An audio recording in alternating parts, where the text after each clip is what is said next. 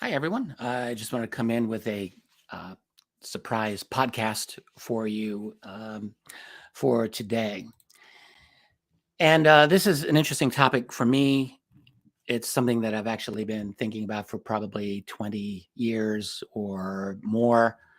Um, in the old days, in the early conferences during the before times, that is before the COVID pandemic, we used to talk about this at conferences quite frequently. And it's, I guess, what I would call the relationship between regime change and UFO openness, or even we could say, many forms of disclosure that occurred. This is something that I've noticed. I'm not aware of anyone else really commenting on this, but I'm pretty sure I've got a point here. So, in early lectures I used to give, even as early as I think to 2003, 2004. I was talking about this. And in those days, I would use four examples, historical examples, recent examples of nations that went through significant regime change, upheavals, major change of government, or you could say a major government crisis that in the aftermath of which resulted in a significant amount of UFO openness, UFO information coming out. So I'm just going to go over those examples, and then I'm going to move it ahead to today and where we are at, and I think what we could look for. I'm not saying this necessarily is going to happen in our world today, but it's potential.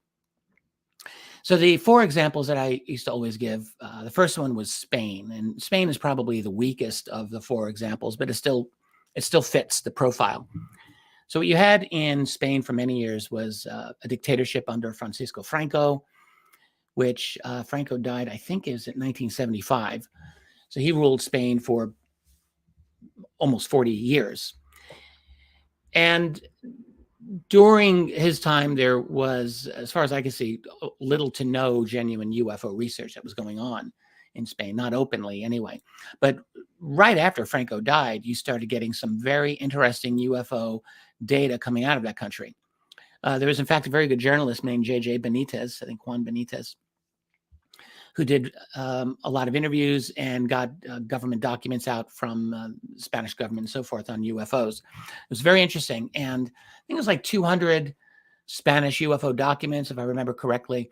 And on top of that, Benitez did interviews with some very prominent individuals in Spanish society, including in the Spanish military, in which he essentially got, in one case, an open admission from a general Covert, I believe his name was, about how Spain and Europe and the NATO in general collaborated very closely with the United States on matters of the UFO phenomenon. And I think Cavero said something to Benitez like, there's international cooperation on the matter of UFOs and things like this. And on top of that, Benitez was able to get quite a few very, very interesting Spanish UFO documents out on the UFO phenomenon. And all of that happened only because Franco had died and there was a new wind blowing, as it were, in Spain, a much more liberal, open society in which this was possible. So that's Spain. That's a minor example. A better example would be China. Around the same period of time, Mao Zedong died in 1976. And of course, we all know about Mao and how utterly intellectually stifling Chinese society was during all of those years under Mao. Upon his death, he is eventually succeeded by Deng Xiaoping, of course. Many of you know this. And under Deng, you get not just a release of Chinese UFO information, but the beginnings of a genuine Chinese UFO society, where you get UFO researchers starting in China.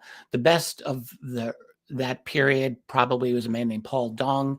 He wrote a number of very, very fine books in the English language on Chinese UFO history and the like. They're still good books to this day. They're quite useful. And so what you get coming out of China then, again, only because you have the end of a significant regime. Yes, the Communist Party of China still ruled, but I think it's very arguable that you could say that the death of Mao did result in a practical sense of a kind of regime change and a significant opening of information that took place in that country relating to UFOs. China is still a very tightly controlled society, particularly when it comes to UFOs. The Chinese UFO research community, from every indication that I've been able to see, is very closely monitored, and we might even say controlled by the Chinese Communist Party and their leadership. Yes, all of that is totally true. But the fact is that Mao's death did result in a very definite change in the ability for Chinese people and the rest of the world to get some UFO information coming out of that country. It wasn't trivial. A third example is out of the United States. Now, the United States didn't have full-blown regime change, but we did have Watergate. We did have the resignation of President Richard Nixon. As a result, really, of everything coming on top of Vietnam and then Watergate, the U.S. Congress, right at the very end of Nixon's presidency, passed, and Nixon signed, a dramatic strengthening of the Freedom of Information Act.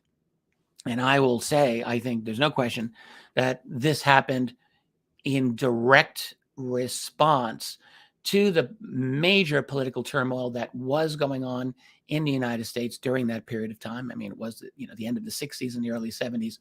There was, of course, a lot of turmoil and unrest in America, and a definite, let's say, backlash among some members of Congress. This is a really incredible moment in congressional history in which members of Congress, for the first time ever, tried to take a look at the intelligence community, for example, something that was very carefully managed and controlled. Nelson Rockefeller was U.S. vice president under Gerald Ford, and he, I think, did a very good job at making sure it didn't go too far.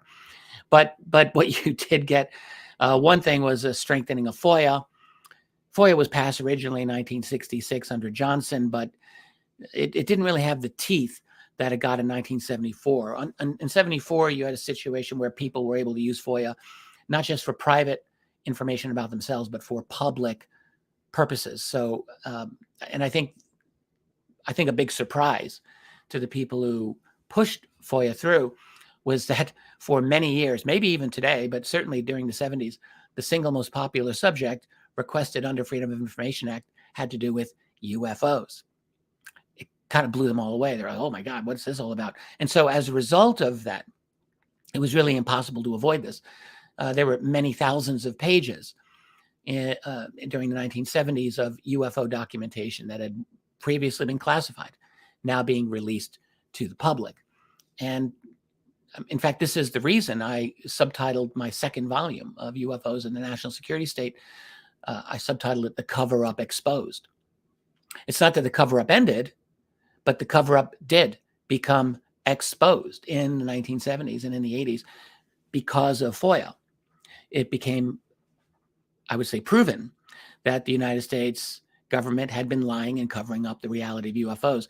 And this, I think, only came about because of the massive political turmoil that had been going on in the United States by the time that Nixon was in deep water as president, and when FOIA was passed. So now that didn't mean disclosure. The advent of FOIA did not mean, oh yeah, well, you aliens are real people. That obviously did not happen, but it did absolutely result in a very significant amount of UFO data coming out to the public, to the world, as a result of that political crisis. And then the fourth and a very decent example of this is the fall of the Soviet Union. I talked about this many times back in those early years. You've got the Soviet Union going into crisis mode by the late 1980s, when Gorbachev was still running things there, and this was really the early phase of crisis that did eventually lead to the breaking apart of the Soviet Union by the end of 1991. So that one of Gorbachev's catchphrases, of course, was glasnost, which meant openness. And in 89 and 1990, you had Soviet generals, Soviet defense officials talking openly to the public about some of the UFO sightings that they were encountering, which was unheard of previously. And as the Soviet Union then broke apart, you have the leakage of a lot of KGB UFO files. George Knapp famously was able in the early 90s to get access to a lot of those. Jacques Vallée went over to the Soviet Union in those very last years. All of this stuff was coming out. It was almost, I've often thought of the analogy of rats jumping off of a sinking ship. When things really start to go bad, old loyalties somehow no longer apply. And it's, almost like an every man for himself type of a scenario where, sure, I'll take your money. Here's your UFO data that you want and this type of thing. And, nuclear secrets, nuclear technology leaked out, all of that stuff, but also UFO information did come out in large amounts out of the Soviet Union during that period of intense political crisis and turmoil. So those are, of course, that also did not result in disclosure by the Soviets or by the Russians, obviously not. But it did result in a significant opening of UFO information to the rest of the world.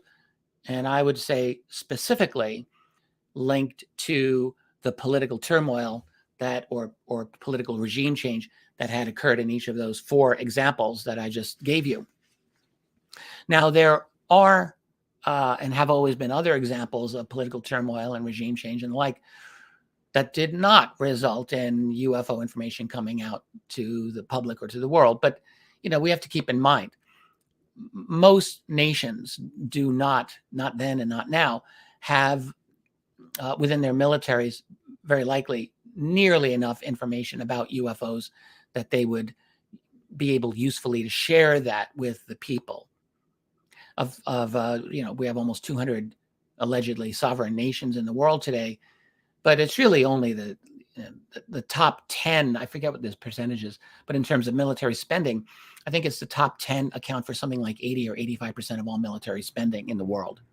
So the other 180, 185 nations, whatever there are, they have the scraps of military spending, whereas the top 10 have most of it. And that's very likely analogous to UFO information as well. If you have a strong military infrastructure, you're going to be way more likely, right, to have access to sensitive UFO data. There may be more of that shared nowadays among some of the U.S. allies. Yes, you think of a nation like Israel, which I don't think they're in the top 10 of spending. Maybe they are, actually. I don't think they are. But they're a very close U.S. ally, and obviously the Israeli defense community. You think of a guy like Chaim Eshed, who recently made the news a couple of years ago, former high-level Israeli defense and space official, talking about UFOs. So I suspect that there are other nations that are read into a lot of knowledge about this.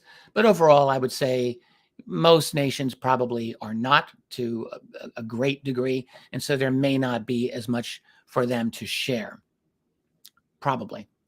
So not all examples of regime change are going to result in boom, disclosure, or boom, release of a lot of UFO data. But the potential is there with some of the more advanced or significant nations that are out there. So this is something, again, that I used to talk about quite a bit in earlier years when I would be talking publicly about UFO and geopolitics and all that. Still really trying to work out my understanding of the relationship of UFO secrecy and international relations and all that, which, by the way, is still very difficult to do. There's no easy way to do that, but I try. So with all of that said, now looking at the landscape of the world today, it's really become unavoidable as we watch Europe plunge into an irreversible state, I think, of chaos and poverty, at least irreversible for the foreseeable future, which I think clearly is going to generate tremendous political instability that we have not yet seen. We've seen some, but you ain't seen nothing yet. And which I think without a doubt is going inevitably to spread to the United States. I think that is inevitable. So we can ask, are the pieces in place for something new to break through in terms of the UFO situation, in terms of UFO secrecy and the like? Can this little pet theory of mine about political instability and UFO openness have any application to where we are at now in 2022, moving into 2023? Are we going to see a scenario in the US, most likely, of like the rats deserting a sinking ship and putting some of that information out there? I'm going to get back into that in a moment, but I would just say the difference with earlier periods and now, one difference is that back then, maybe with the exception of the Soviet Union, but the world was not anywhere nearly in as unstable a global situation as it is today. And nor, you could say, was it in such an obvious lurch into kind of a panopticon global totalitarian system as it's obviously moving in today. So those are differences today that we're looking at. The instability and the centralized state control over people that very well may have bring a different flavor to all of this is coming up. But relating to Europe, so what I think with that is, first of all, Europe has no substitute for the dirt cheap Russian natural gas that they had received for the last 30 years. It's just not happening. It's gone. It's not there. It won't be there. As far as anyone can see, not ever again. Certainly not without a European and NATO overt capitulation and basically giving up the war in Ukraine and the sanctions to Russia. And there's obviously no political movement in that direction among the European or Western elites. It's obviously not happening. So so what does that leave you with? You've got a deindustrialization of Germany that's already happening. Germans especially, I mean, they're in danger not just of energy shortages, but of food supply shortages. The frozen food industry is just one example. They need electricity for their freezers, and that's becoming very expensive, so expensive as to become increasingly prohibitive for them. You're seeing this domino effect taking place throughout the European economy. Now, Europe has been saved for the past couple of months by unseasonably warm weather, but obviously that's not going to last forever. That's going to end soon, probably soon. And I think everyone realizes this. And people have got to stop just thinking about the winter. Winter's only the beginning. Winter is only when the problems start in earnest. This problem's not going to stop in the spring. It's not going to stop in the summer next year. It's not going to stop in the next fall or next winter. And indeed, I would say it is almost certainly likely to be much worse in Europe a year from now than it is today. And it's not even, you think about the natural gas situation. It's not even clear how the stores of natural gas that Europe currently has. They say they're at 95% storage capacity right now, so they're happy, right? But it's not really clear how a lot of that natural gas is effectively going to be pumped to meet the needs of the people. And I'm not a natural gas expert, but I have been trying to read up on this. And from everything that I've tried to understand, it seems that you need fresh supplies, a fresh input of natural gas coming into the system to repressurize the storage tanks. And that's obviously not happening anymore. So the way that the excess storage capacity was designed apparently was not as a replacement of natural gas that comes in through the pipelines. No, not at all. It can't be. It was designed, from what I understand, as a kind of a stopgap, emergency kind of a measure. If the supplies dwindled for some reason, then you would have this to pick up the slack. But you still need the pressure of fresh natural gas coming in. Again, this is as I've come to understand, to repressurize that system. So in other words, I've read some natural gas experts who've said that there could be a very good likelihood that a certain amount of that stored natural gas may be difficult or even next to impossible to extract after a certain level is reached and after the pressure in the system drops to a certain level. You know what I mean? So if that's the case, what then? The United States almost certainly, and maybe with the UK, clearly, I think they are the prime suspects in having destroyed Nord Stream 1 and severely damaged Nord Stream 2, the pipelines. Nord Stream 1, I think, is irreparable, as the way that I've understood it.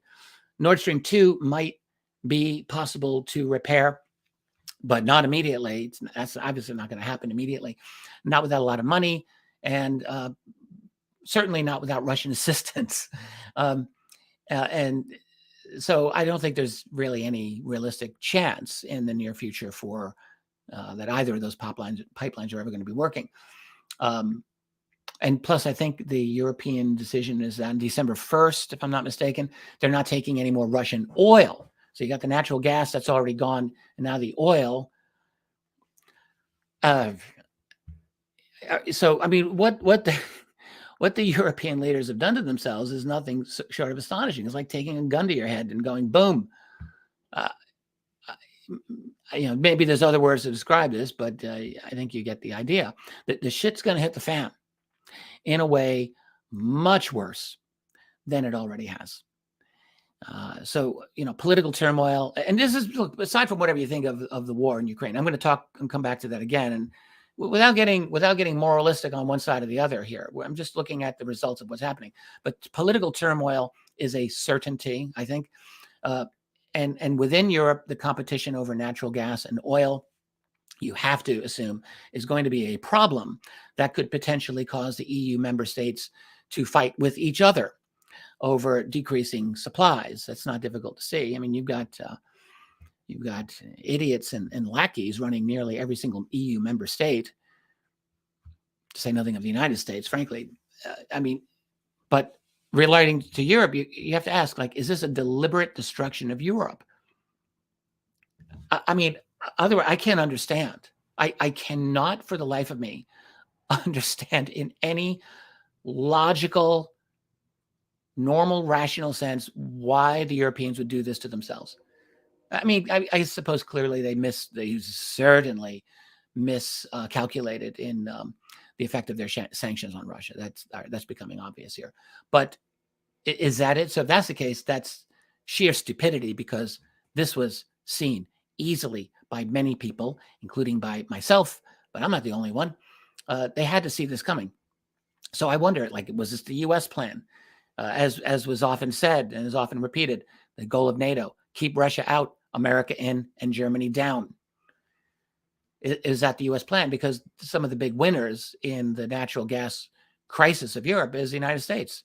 They're liquid natural gas, LNG suppliers. They're some of the big winners regarding Europe's demise. But so you get a short-term win for U.S. LNG suppliers. Okay, great. Supplying Europe with vastly more expensive energy, and also not enough of it, but vastly more expensive. And, you also have to wonder, Europe obviously does not have the capacity in the LNG facilities to accommodate what they need anyway, and they won't for many years. So in the short run, you've got America achieving perhaps its goals: divorce Europe from Russia, check, and step in to be the natural gas supplier of Europe. Okay, check.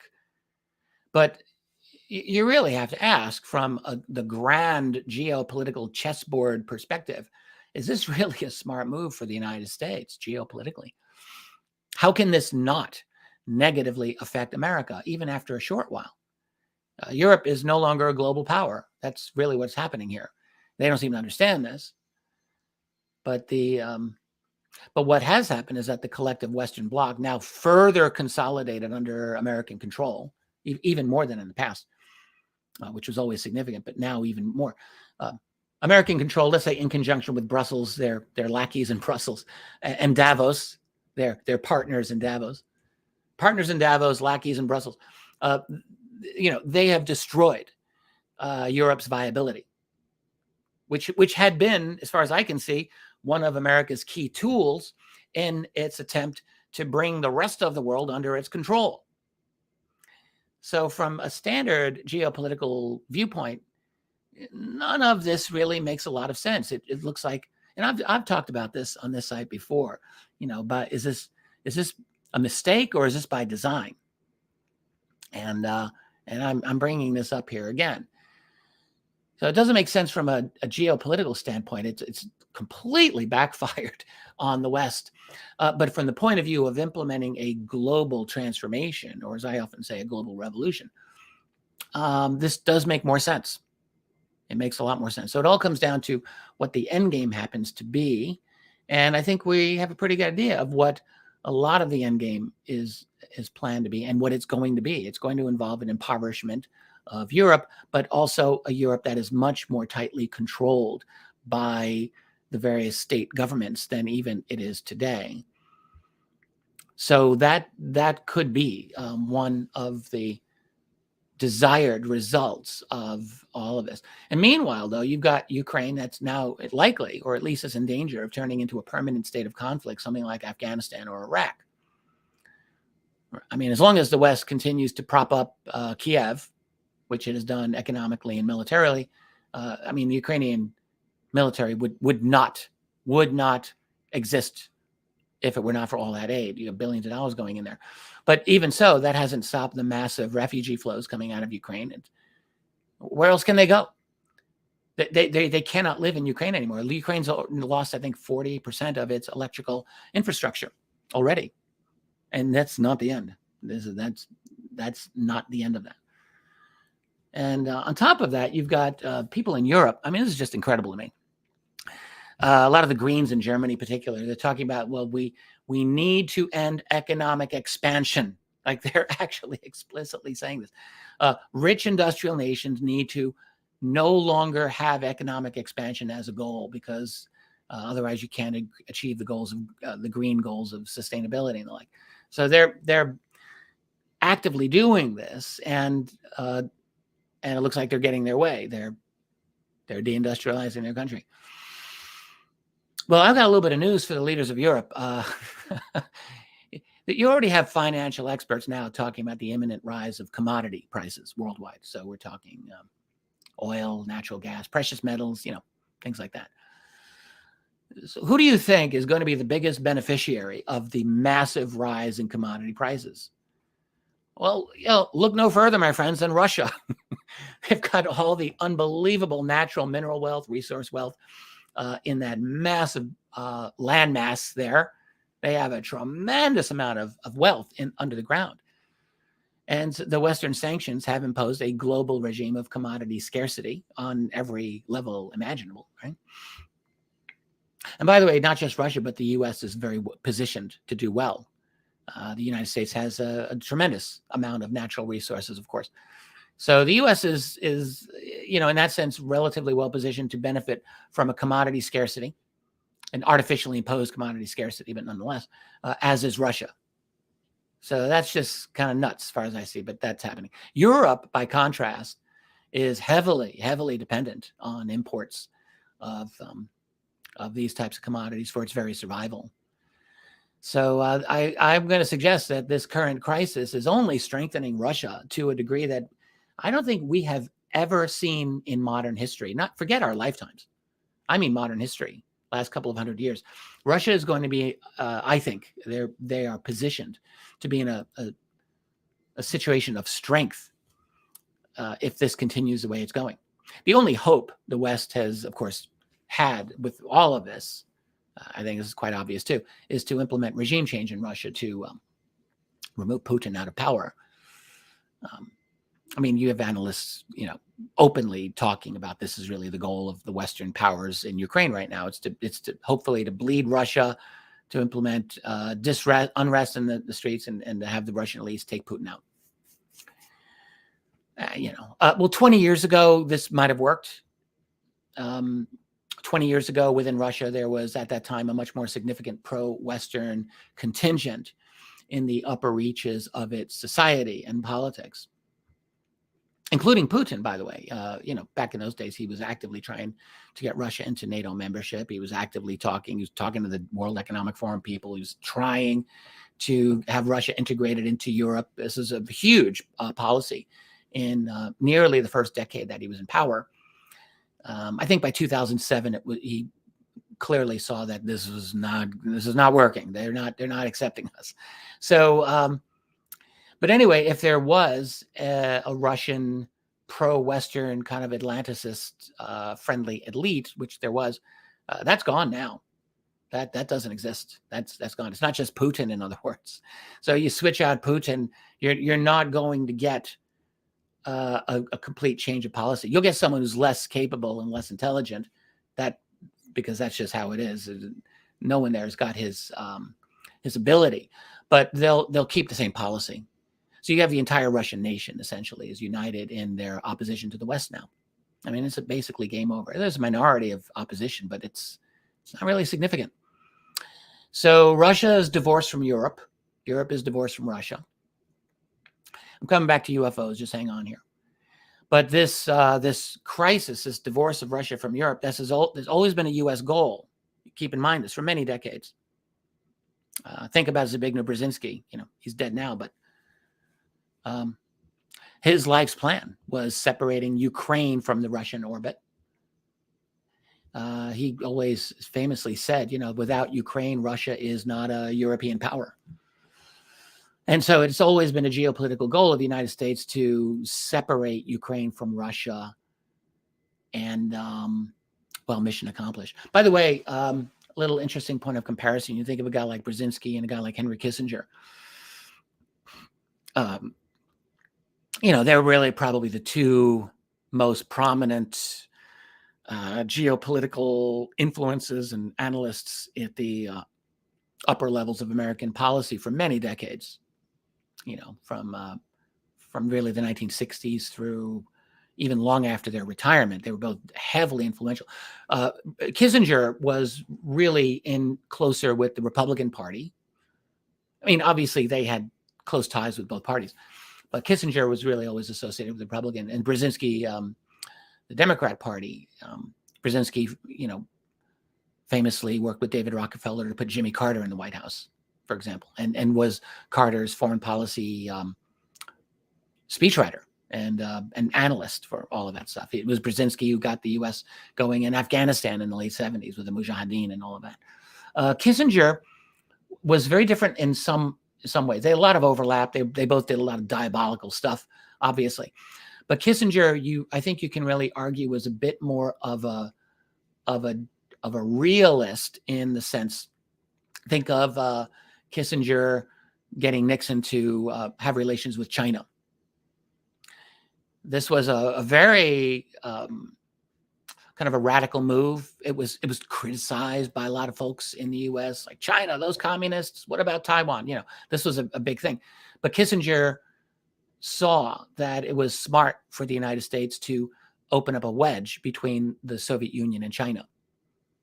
And you can't do that by turning both of them into your enemy, where they're clearly going to work together for their own protection, right? So Kissinger saw that, and he got Nixon to open relations with China, and that was actually entirely successful. That was a very successful goal that Kissinger had, among a lot of other things he did that were all designed geopolitically to play nations off of each other, and not for purely ideological purposes. It's not that Kissinger wasn't friendly to, some of the things that the neocons wanted, or the globalists, if we can say, wanted. No, I think he was on board with a lot of that. But his fundamental focus has always been on the balance of power. By the way, his early hero was the Austrian minister Metternich, who remade Europe after the Napoleonic Wars. And Metternich was actually a literal role model for Henry Kissinger. Metternich was all about balance of power in Europe and all that. And that was Kissinger's thing. Brzezinski was different. Brzezinski really had a much more of an ideological bias, I guess you could say, to his thinking. I mean, Brzezinski was Polish. He was born in Warsaw, back in the 1920s, hated Russia, like many Poles. I have a lot of good Polish friends. I love the Poles, but they hate the Russians. Let's just put that right out there, by and large. So Brzezinski always carried that in his strategizing with the upper elites in mostly in the Democratic Party of the United States. A real deep desire to just take Russia and break it into 1,000 little pieces. That's always what he wanted to do. So, so I think, you could say the Brzezinski model of thinking has won out currently over the Kissinger model of thinking with U.S. national security. I don't think there's any question about that. Just an interesting little point of comparison there. But anyway, so with the U.S., its goal of separating Ukraine from Russia, which really is ultimately the fundamental element behind this entire crisis that we're seeing. You have the Maidan coup of 2014. It was a coup. The U.S. engineered coup d'etat of the Ukrainian government, which was more pro-Russian than it was pro-West at that moment, and switching it out for a completely pro-Western and virulently anti-Russian government, dominated by the Western Ukrainians, who were basically all Poles anyway, because the whole part of Western Ukraine until 1939 was the Polish province of Galicia. That's just, thank Stalin and Hitler for that. They make their deal, they chop off part of Poland and give it to Ukraine. That's what the Soviet part of that deal was all about. So you have Ukraine as a construct of a lot of different nationalities in there, half of which basically identified with Russia and half of which hated Russia. And that's been Ukraine ever since. So the U.S. has always used that part of Ukraine that hates Russia to, work against the Russians, obviously. But you had the Maidan coup of 2014, and then the totally disingenuous, dishonest signing of the Minsk agreements, which no one in the United States even knows about. It's unbelievable. But they just have not the slightest clue about any of that stuff. Germany and France oversaw that. They clearly had no intention of upholding those agreements. What you had, just, a little bit of history here. When that coup happened in 2014, I was following all this stuff. I'm sure a lot of you were following it too. The Russian speakers in Ukraine, basically the whole eastern half of Ukraine and the southern part of Ukraine, they saw the writing on the wall. They were like, we don't really want to be part of this. So you had Crimea, which had really always been Russian. They had their referendum. They overwhelmingly voted to rejoin Russia. And Putin militarily saw, like, Russia has to have Crimea. If it wants any kind of naval presence that means anything at all, it's not negotiable for Russia. They must have Crimea. They must have Sevastopol and Simferopol as their naval bases, and without them, they're screwed. So, up to that point, they'd had a leasing agreement with the Ukrainian government after the end of the Soviet Union to keep their navy there, and that worked until 2014. And then the writing was on the wall that the West was going to try to bring Ukraine in, not just into the EU, but into NATO. So the Russians are faced with the prospect of their naval port not simply being under Ukrainian control, but being armed against them by NATO. And they're like, no, this is not going to happen. So Putin, once that vote happened, he's like, yep, we'll bring you back into Russia, folks, no problem. And of course, that has angered the West to this day. But also at the same time, the people in Donbass, in Donetsk and Lugansk, also, there was a massive immediate movement of many of the population not to recognize the new Ukrainian coup government.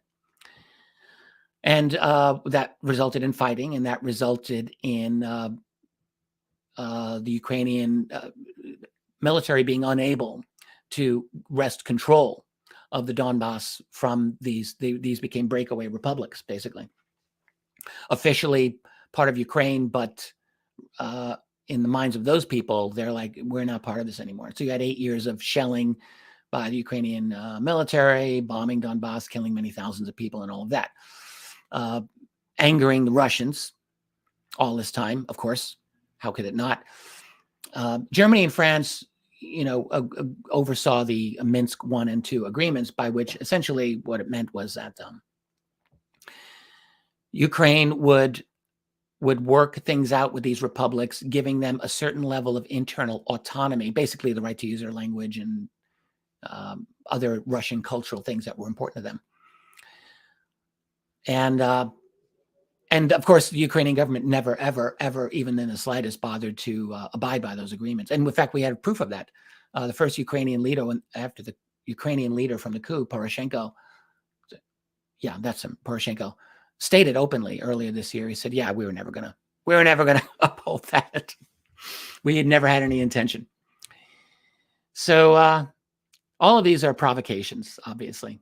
And then you have NATO training the Ukrainian army to NATO standards, all during those last 8 years, making it one of the best trained, possibly the best NATO army that there was, even though they weren't NATO officially, but they were very well trained. They've now been ground into a little fine paste, but there's 100,000, I think the latest estimate, and this is not a Russian estimate solely, this is both sides. You're looking at about 100,000 dead Ukrainians since the conflict began, killed in action. That doesn't even include wounded. It's like I think a 20% kill rate of the whole Ukrainian army, as far as I can see. Unbelievable. So anyway, I mean, people in the West, there's no reporting of any of this. It really just shocks me how so unbelievably unreported and not understood any of this is in the Western society. The Russian casualties, by contrast, I mean, have not even come to a tiny fraction of the amount of the Ukrainian casualties. You got Russian mobilization that's continuing, is bringing in another 300 to 370,000 troops that are going to come to the front within the next few, I don't know, months, whatever. Russia hasn't even used any or hardly any of their hypersonic missiles. I think, did they use one earlier in the conflict to hit Western Ukraine near the Polish border? I thought they did. I thought they used one to hit some kind of either training facility or depot or something like that. Just shocking the West. Like, holy crap. They didn't expect any Russian missiles to come to the Ukrainian-Polish border. But this is a number of months ago. But they haven't used any since, if those were hypersonic. Correct me if I'm wrong there. But they haven't even brought anything close to their full weight of pressure on the Ukrainians. Their objective has always been to grind the Ukrainians down. They're not doing major offensives. That's not what they're about. They are grinding down. The Western media incredibly and slavishly just follows the party line dictated by Washington and Brussels. I'm just amazed. People in the West are living in a fantasy. But the thing is, you're going to come back to the crisis. The true reality of what's going on cannot be hidden indefinitely. It's going to be coming out in the open, undeniably so. Much earlier in the year, I predicted all of this, I have to say. I mean, I said the Ukrainian war would be a trigger for the implementation of a much more in-your-face authoritarianism over Europe and successively over the rest of the world, at least over the collective West, let's just say, the core of the empire. And this is happening. This is happening because what the crisis that's going to start in Europe and spread to America is one in which you're going to have hungry and angry people who increasingly are seeing the ruinous results of the sanctioned policy that have been created by their leaders. And they're going to be very unhappy. And the fact is that the European leaders are going to be completely incapable of acknowledging the validity of those protests. They can't do it. If they do that, they are going into complete illegitimacy of their own governments, and there's going to be too much hell to pay. They can't do it. They cannot allow it. So you're going to see continued repression of the protests. It's already happened. It's been happening in France. It's been happening in Czech Republic. It's been happening in Germany.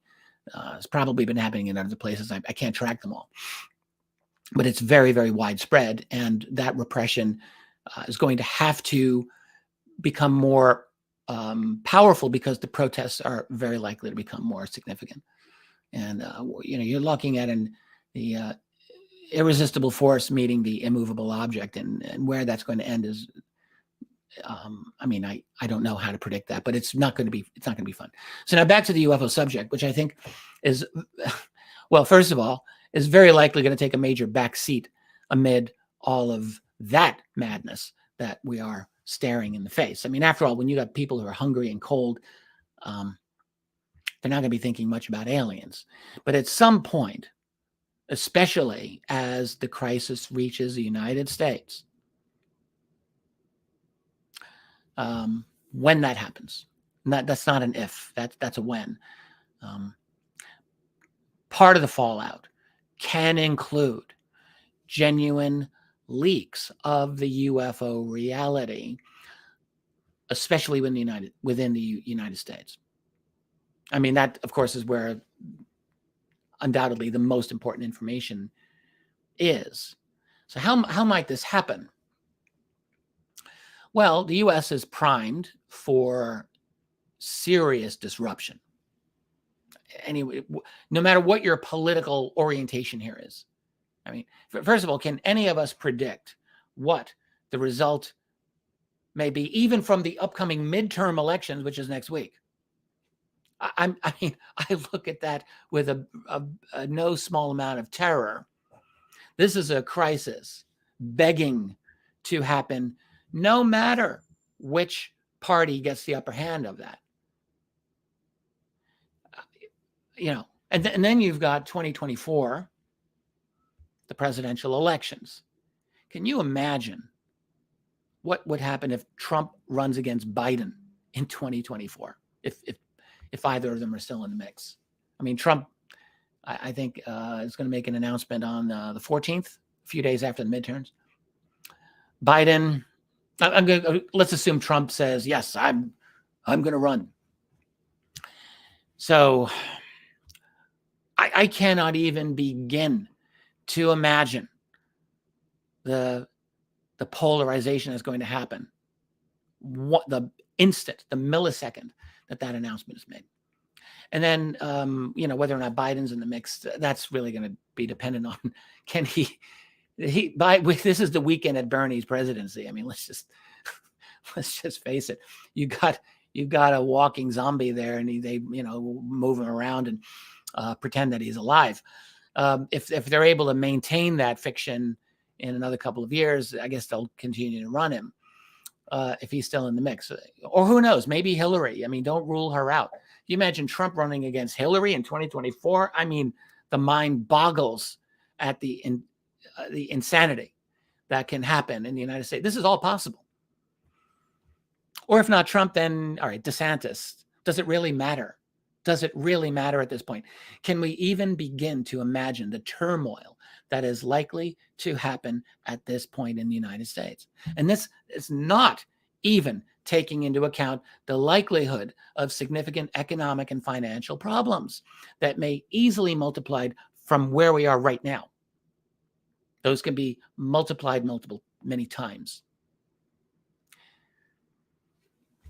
I'm just painting a picture here. You can fill this in. You're talking political violence, disruptions of all kinds. What's the likelihood of political crackdowns here in the U.S.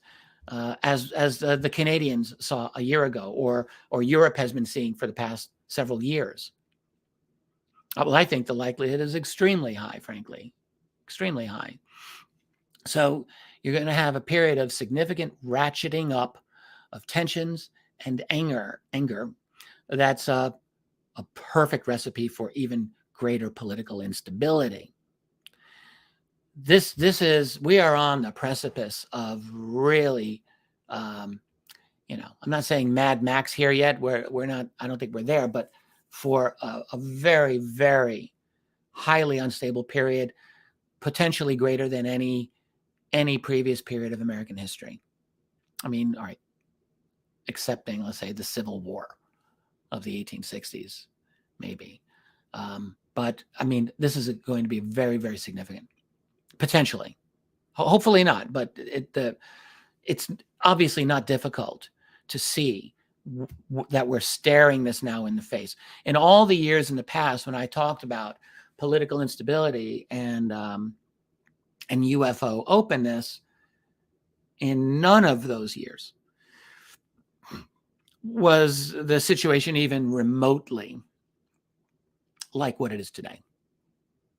So we're at a much more much more dangerous, a much more polarized, and much more explosive situation.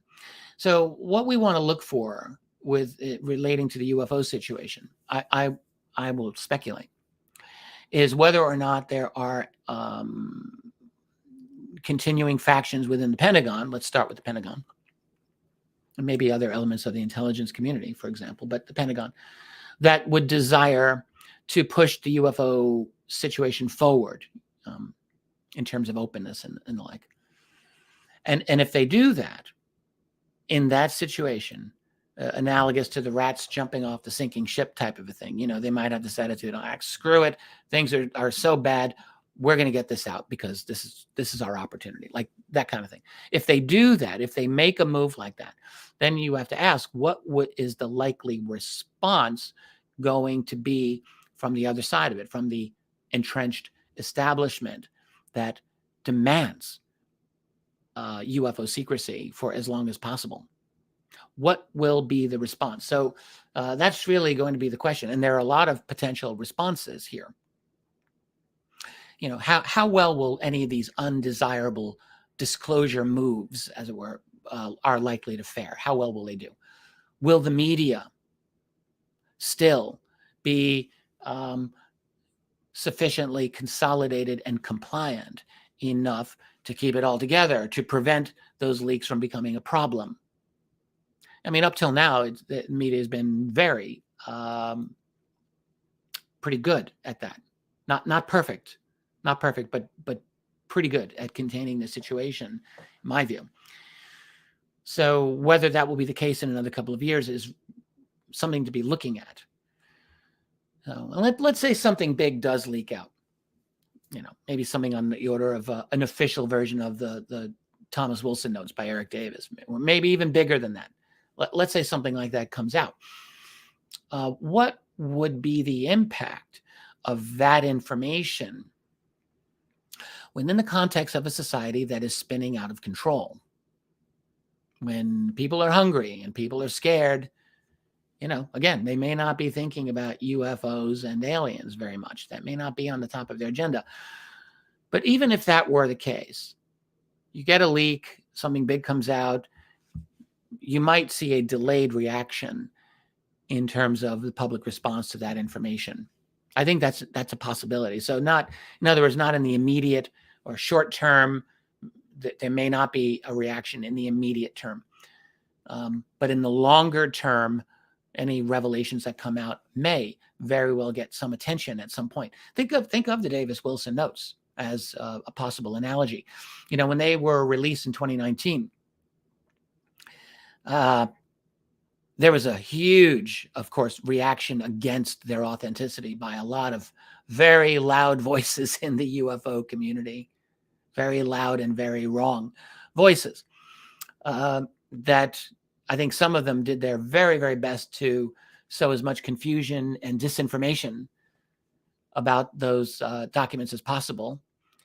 And others may have done it for other reasons that may, I don't know. I don't want to speculate on all the reasons, but in any case, those efforts now 3 years later appear to have largely failed.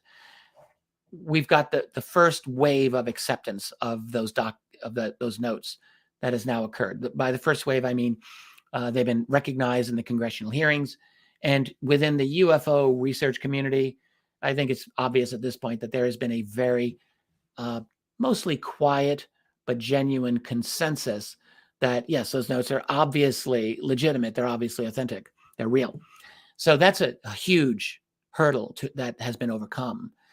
It hasn't made the breakthrough into public consciousness, no, but it has made the breakthrough into acceptance by the UFO community.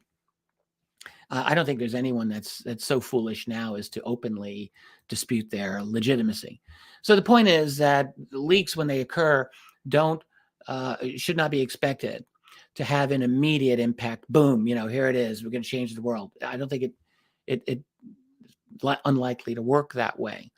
But it is possible that in a situation of great political turmoil coming, I think this is unavoidable, that there could be the the rats jumping off the ship phenomenon, and that some UFO potentially significant UFO data, alien data, may find its way to the general public.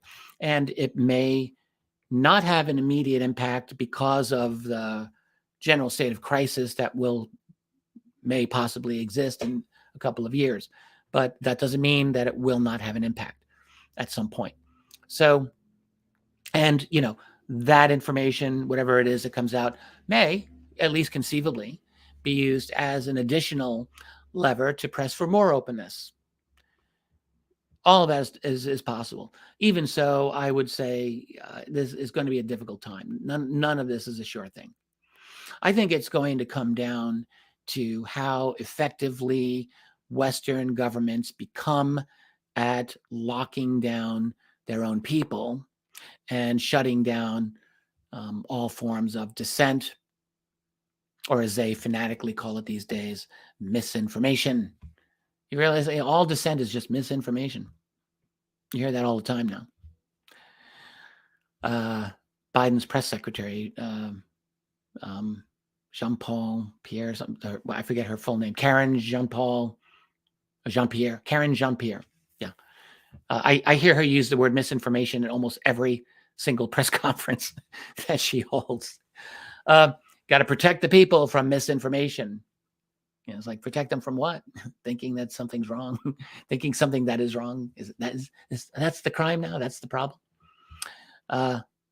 Yeah, we've seen how well that works anyway. I remember being told during the early days of the pandemic, just what was harmful misinformation, so much of which maybe all of it turned out to be entirely true. So we can see easily how all of this is meant to work, right? It's all about protecting the narrative of the ruling elites, the state. That's what this is about. And so the real question is going to be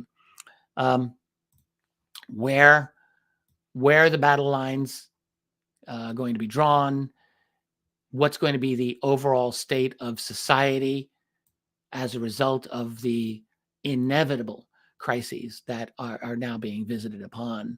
First, the people of Europe. That's going to be the epicenter, I think. And, by the way, the people of the collective global South, Africa, lots of Asia, these people are very, very much at risk as a result of infrastructure, supply chain crises and the like. And they're not happy. So there's a worldwide instability that is primed and ready to go. So we're looking at a very significant disruption. But back to the West. I cannot understand what these European leaders are thinking. I don't think there's ever been a period in modern Europe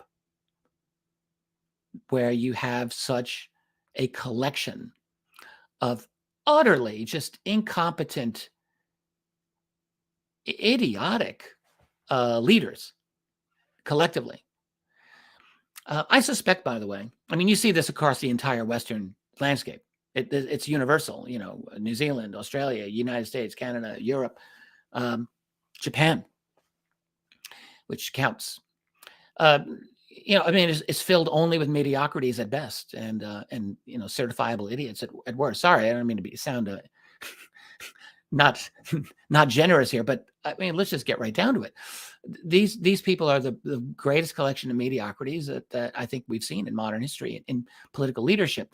And why would that be? And I suspect that it is because you cannot have statesmen and stateswomen of genuine quality running the West at this time.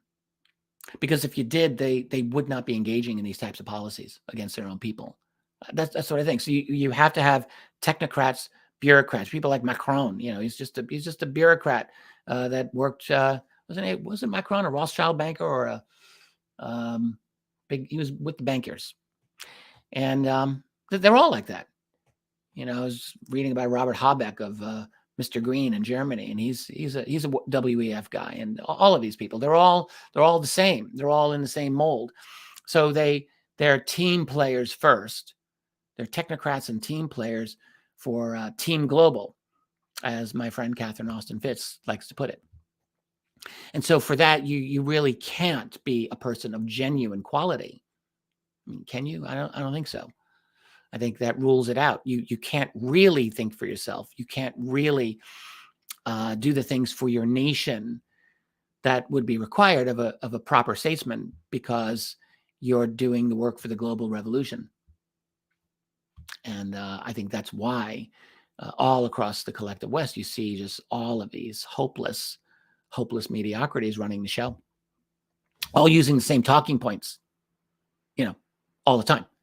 It's incredible. They're all just part of this one little club. So it's just an incredible thing. And it's amazing to watch this spectacular situation arise. But again, just to wrap it up and bring it back to the UFO scenario, I think, I don't know that it's a fact that the coming instability is going to definitely result in UFO disclosure.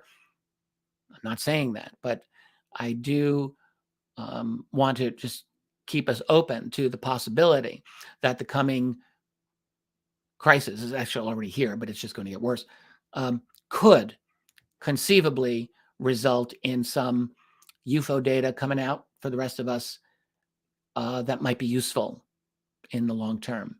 That's a possibility. Now, what human society is going to look like even in as short a space as 10 years from now, that's a whole other factor that plays into this, of course. And I've talked about that a number of times in the past. I'll come back to it.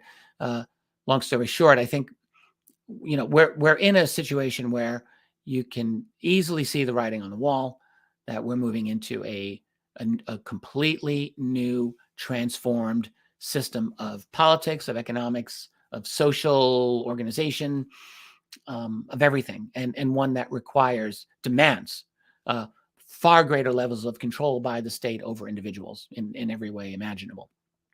That's the way the trend is going. So if the trend continues in another decade, we have to ask legitimately what means will be available for ordinary people who care about UFO openness to be able to achieve positive change and things like that. So that's really these are the issues that I think we're looking at in the near future and for the next decade or so. And we'll have to see how this plays out, and to whatever limited extent is possible, we do our part to help the cause of truth and openness relating to UFOs and relating to anything else that matters in this world. All right. Well, I didn't think I'd talk for as long as an hour, but here I am. There you go. So I'll be back tomorrow with a fireside chat, of course.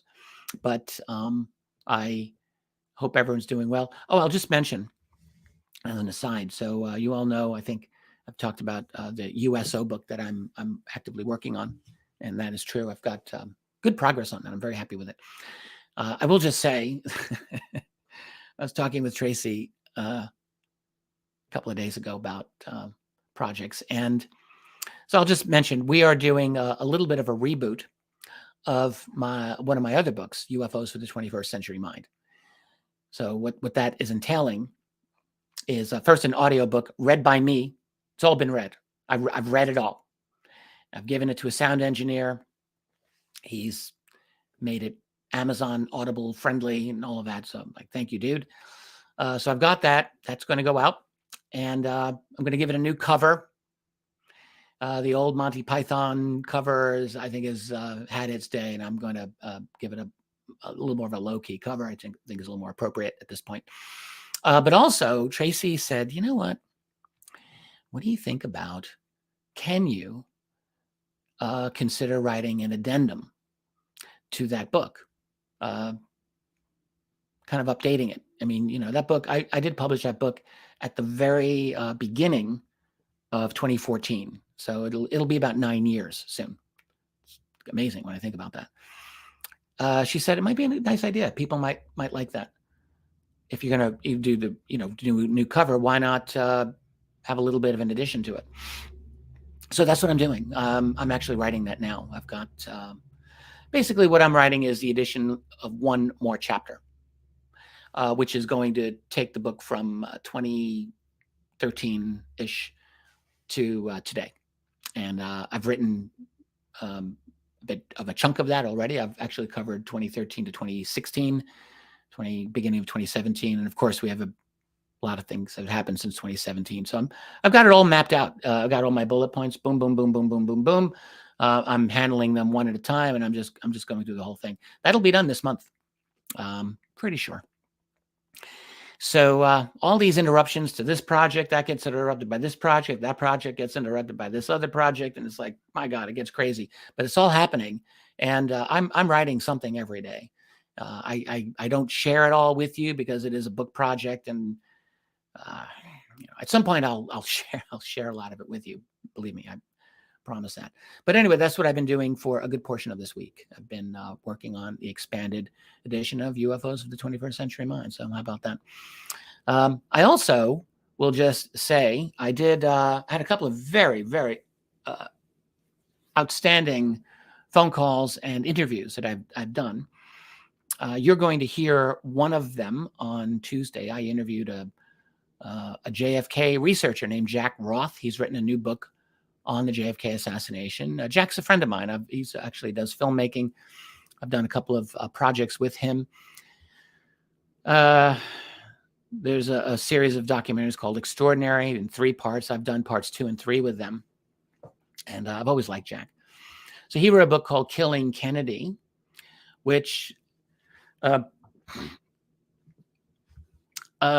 is a different kind of a book, and a unique book, and a good book that analyzes the Kennedy assassination in a fairly kind of philosophical, societal manner. And so we did the interview, we pre-recorded it. It came out, I thought, very well. I was quite happy with it. Looks good, sounds good. And then we did another 2 hours after that, which is going to be shared here and only here. And only here because, well, maybe eventually I may release some of it. But we got into everything. We got into everything. I don't want to say any more. I'm going to spring it on you, and you're going to be like, whoa, that's pretty interesting stuff. We talked about everything from more Kennedy stuff. Then we had a whole Trump thing, differing opinions. We came up with Trump because, when you talk about Kennedy, it's interesting to compare Trump to Kennedy in some ways, in my view.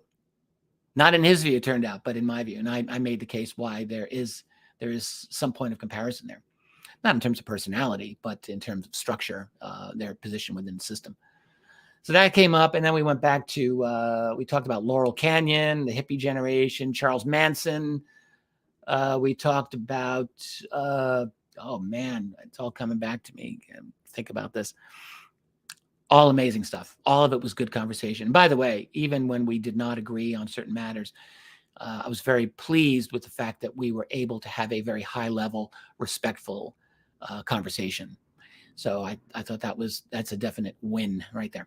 So that's Jack. I had just a wonderful time. I just love talking with Jack. And then I had a private conversation with a member of this site. I'm not going to mention his name, but he is, we talked for 3 hours.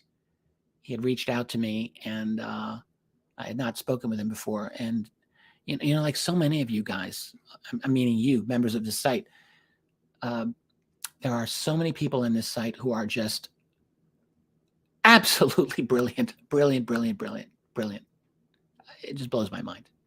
So many of you. I cannot tell you how lucky, honestly, that I feel I am, that I get to communicate with you.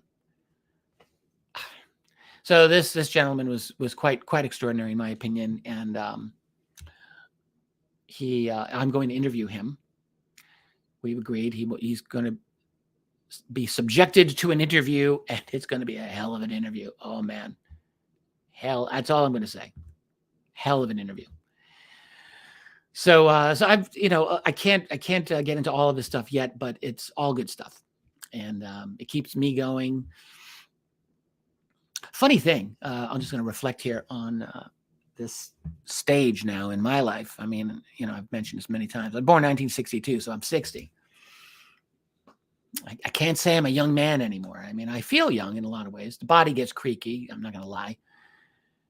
In the morning, and I go down the stairs, I feel it in my ankles. I feel it in some of the joints. I'm still good. I'm still, I try to keep myself as healthy as I can, but I feel it. I'm not going to lie. But mentally, I feel as good as I've ever felt. Big difference between now and in my 30s, like when I was writing my first book, is my endurance for like late night hard work, dedication. I don't have the physical endurance to work like I did. I used to work every night up to like 2 a.m, reading, studying, writing, reading, studying. I cannot do that. That doesn't happen anymore. When it gets to a certain part of the day, I have to shut down. I just don't. I can't do it. I still work hard. I still have a good work ethic, and I get a lot done. But when nighttime happens, good luck with me. I do other things. I'm still active mentally, but I can't. I just can't do the hard level of like serious writing, for example, at night anymore. I just don't want to. So my writing, I'll do that in the early part of the days usually. Although, as I do this with you now, it's a little after 3:30 my time. When I'm done with this, I am going to do another 1,000 or 1,500 words of the addendum to UFOs of the 21st Century Mind. I'm going to get that. I'm trying to do at least 1,000 words a day on that. So better sooner than later, because again, when the clock gets to a certain hour, this dude turns into a pumpkin, and there's no more work coming out of him. But anyway, that's a little behind the scenes stuff that's happening. I'm feeling good mentally, yeah, as well as I've ever felt. One last thing. I think a lot of you can appreciate what I'm about to say here. For myself, so I'm very lucky. I'm lucky in so many ways. So I grew up. I did not grow up in a highly educated family at all. Nobody in my extended family had gone to a 4-year university until I did. I'm not bragging. It's just how it was. Like we were very like working class immigrant types that came over. My mom's side of the family are all of Italian descent. They all came over around the turn of the century, 20th century. And just good, hardworking people. And my dad's side, well, let's just say my dad's side had it even much worse. But I was lucky. I was blessed with a good memory, good ability to learn and all of that. And I was a good student and so forth. And I went to university. I did well there, and I was off to the races. And I've always been a very, I would say, fanatically dedicated learner, like many of you. I know this is true of many of you. You're the same way. Your mind is always going. You can't stop. You have a hard time falling asleep at night. The man I was talking to the other night said, I can't sleep at night. My mind's too busy. And I'm like, yes, I know exactly what that is like. That's my world. So that's a good thing. It shows you have an active mind, you're thinking and so on. So I've got good advantages, right? And another advantage is that I have always basically worked for myself my entire life. I've never had to punch the clock, work for some big company that has owned me, essentially, owned my body and owned my mind. I've always, even when I left the world of the universities 30 years ago, roughly, I never stopped being an independent scholar. That was always top of my agenda. I just had to do it. It's like built into me. So here am I, a good student, good learner, fanatic about learning, about delving into the mysteries of the world, delving into UFOs, delving into cover-ups, conspiracies, subterranean stuff, all of that. I've spent my entire adult life, more than 40 years, since my teen years, when I started, more than 40 years. And it's still hard for me. Like, that's the thing. Like, it's still a challenge. I'm at a point now where I feel that I have a much better understanding of much in this world than I've ever had before. And I think that's true. Still not complete. Still definitely not complete. But it's better than it ever was. But it took me this many years. It took me this long. I would say it wasn't until I got into my 50s that things really, truly started to consolidate.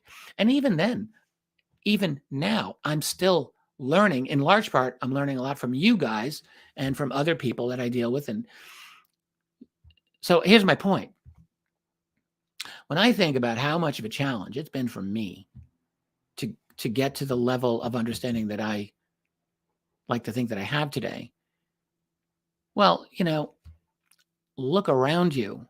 I don't know about you, my family, the people that I grew up with, the friends that I grew up with. I mean, I love them all. They're wonderful people, but it's not like they're, spending all of their time to understand the system. And they have jobs, they got kids to raise, they got things to do. It's like, and most of them don't have the inclination or desire, or have developed the educational foundation with which to do all of that. So it's never going to happen. These people are in a world, and it's no one's fault. It's not their fault, where they are barraged 24/7 by a system that is constantly trying to get into your head. And those guys are good at it. They control most of the levers of information that get out to people. If someone doesn't know about alternative viewpoints, they're not going to get them in our society any longer. They're not in a position where they can really, challenge things, or even challenge the perspective that's being thrown at them. I've occasionally talked, even here, I think, about my late grandmother. Now, I had an amazing grandmother, my mom's mother. I'm thinking about here. She made it into her 90s, and she was one of the most important people in my life. She was just this beautiful soul, very affectionate and loving, and just wonderful. But my grandmother didn't know a lot. Like, my grandmother was not educated in the least. She just had a heart of gold. That's what she had. And, I've often thought, like, what could I talk to my grandmother about in terms of the research that I do? And the answer is basically nothing. I wouldn't expect her to. I wouldn't expect that from her. That's not what she was about. It would be unfair. It's unfair. And that's the case, I think, with, most of the people around us, probably many of the people that I have no doubt that's true. It's a struggle. It's hard. And for most folks, realistically, it's just never going to happen. They're not going to get to that level of understanding, because it's difficult enough for those of us who are truly dedicated and have some education behind us, have some knowledge, I should say. Doesn't have to be formal education. Knowledge and the willingness and the bravery also, because that counts, to really start thinking on your own here, independently. That's rare. That's rare. And I think that's what brings us together here. I firmly believe that. I think we all kind of, we don't all agree on politics. I understand that, but all of us, I think, or at least the vast majority of us who are members here, we share this quality. That I think that's fair to say. I think we generally share this quality of thinking for ourselves and trying also honestly to get to the truth as we understand that truth. I think that we all do that. So it's the one consolation and hope that I have when I look at the derangement of the world around me, that I look at this community here and I think, these are people here. They sometimes have a couple of sharp words for each other. I've seen it. I approve the comments unless someone's really out of line. I approve pretty much anything, but there's disagreements, but they're usually intelligent disagreements, from either side or whatever side. And that I'm always grateful for, and I always appreciate it. All right. I've talked way too much. I'll be back with you tomorrow, and hope you're doing great. And I will catch you all again really soon. Thanks for listening. Let's keep fighting that good fight, guys.